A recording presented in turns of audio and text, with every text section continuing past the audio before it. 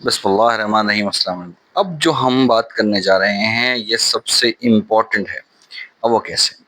देखिए, हम cell size and shape की बात करने जा रहे हैं। To the surface area to the volume ratio. याद रखिएगा, अल्लाह ताला ने जब भी किसी चीज़ को, बड़ी चीज़ को हमारी बॉडी में फिट करने की कोशिश की है, या तो उसका साइज छोटा करके उसकी तादाद बढ़ा दी है, या उसे जिगजैग या फोल्ड करके रख दिया हमारी बॉडी में।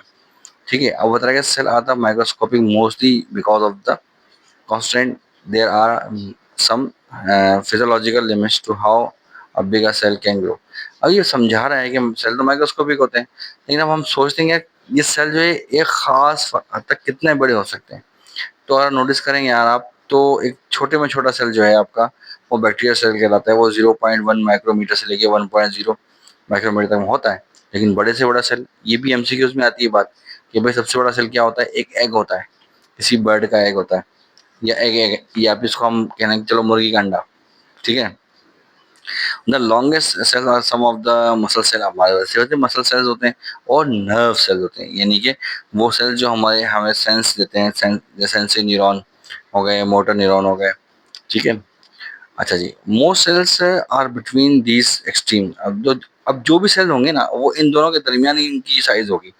ये जो हम बताया हमने आपको कि ज्यादा बड़े नहीं होंगे, इनके दरमियान ही होंगे। ठीक है। Cell size and shapes are related to the cell function. ऐसी बात है, जो भी साइज का साइज होगा उसके फंक्शन के लिहाज से होगा।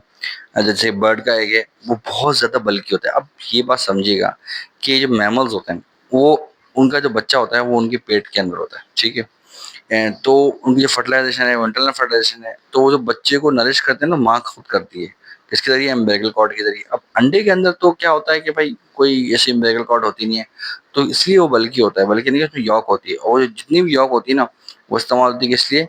बच्चे को नरिश करने के लिए। सेम इसी तरीके से आप नोटिस करेंगे, जो फ्रॉग होता है वो मछली की शेप का होता है, लेकिन उसकी जो टेल होती है उसमें उसकी नरिशमेंट होती है। ऐसे ऐसे जैसे बड़ा होता चला जाता है, उसकी टेल खत्म होती जाती है और वो खत्म हो जाती है जब वो बड़ा हो जाता है मुकम्मल तौर पे। अच्छा।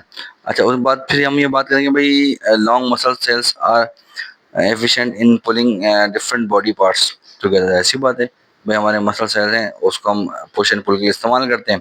नर्व सेल जो वो ट्रांसमिट करते हैं कौन से? हमारे मैसेजेस, हमारे थ्रू आउट द बॉडी, या बॉडी के बाहर से भी जो मैसेज हमें मिल रहे हैं वो हम नर्व्स के जरिए महसूस कर रहे हैं। जैसे हवा हो गई, किसी का छूना हो गया, वो बहुत सी चीज़ें। ठीक है जी। The other hand the small cell size also has many benefits। ऐसे वैसे स्मॉल साइज के में बहुत ज़्यादा बेनिफिट है। क्यों? जैसे रेड ब्लड सेल्स हैं। अब रेड ब्लड सेल्स क्या होते हैं? 8 माइक्रोमीटर के होते हैं।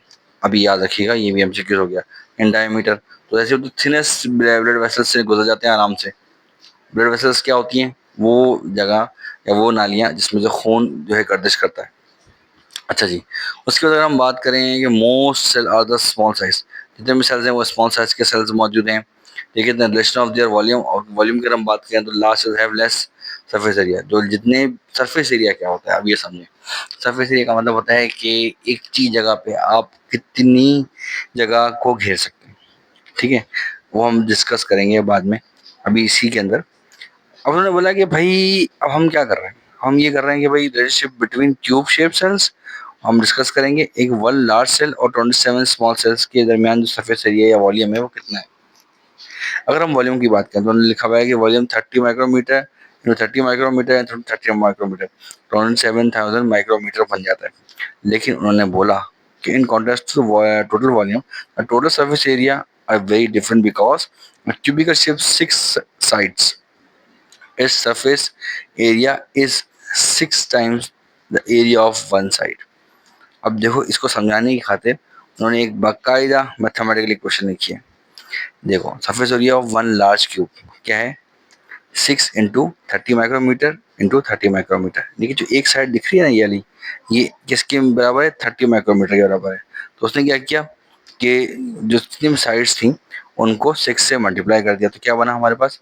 5400 माइक्रोमीटर स्क्वायर।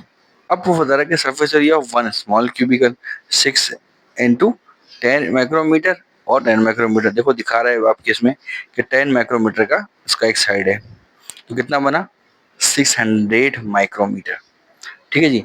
अब इन सारी चीज़ों को, 27 क्यूबिकल्स हैं, उनको हमने क्या किया? उन सबको मल्टीप्लाई कर दिया।